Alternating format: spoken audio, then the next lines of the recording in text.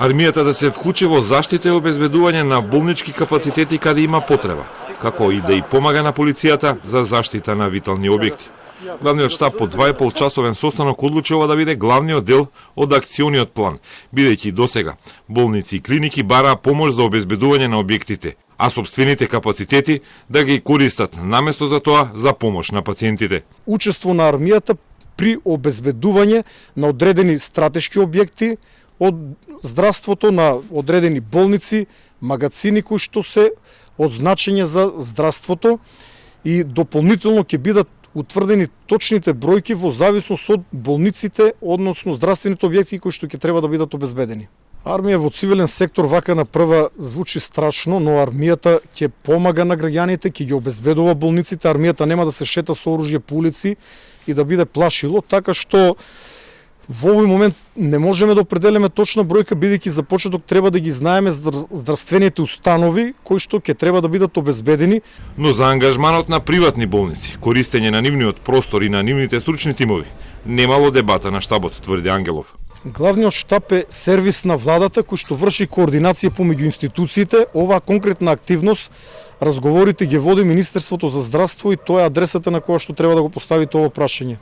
Кризната состојба беше прогласена токму поради полните болнички капацитети и преморениот медицински кадар во јавното здравство, а за тоа се донесе и законска измена, која овозможува користење на приватните болници.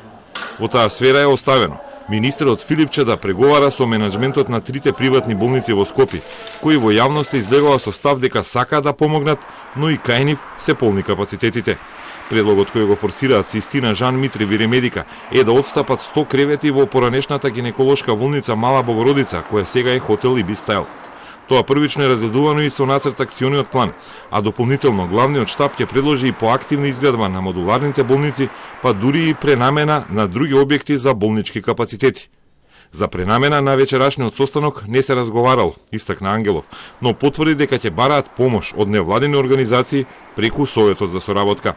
Првата улога во кризата на невладиниот сектор ќе биде зголемување на информираноста меѓу граѓаните, а втората – контрола, дали главниот штаб ќе се грижи за заштита на човековите права. Од страна на невладините организации да не бидат предложени 20 члена кои што би го ја следеле работата на Централниот комитет, но не би учествувале во истата, за да особено луѓе кои што се одделот на човековите права. Ние се обидуваме да бидеме што поблиску до јавност и воедно сакаме да зајакнеме свеста кај граѓаните со продолжување на постоечката кампања и со зајакнување на постоечката кампања за граѓаните да сватат дека носењето на заштитна маска, држењето на растојание, дезинфекцијата на рацете, избегнувањето на групирање и на непотребно движење може да ги заштити од заразата COVID-19. Се предвидува и соработка со приватниот сектор за транспорт или доколку има потреба од брз дотур на храна и лекови.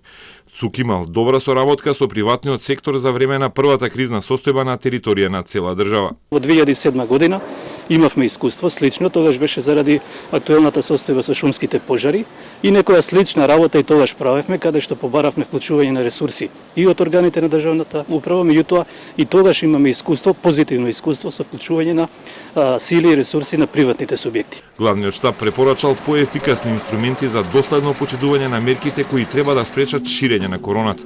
Меѓу нив е и поголемата контрола во јавниот превоз каде се уште има гужви и проблеми. Сите предложени мерки треба да ги разгледа и одобри управувачкиот комитет на владата составен од министрите за внатрешни и надворешни работи, за одбрана и други владини функционери.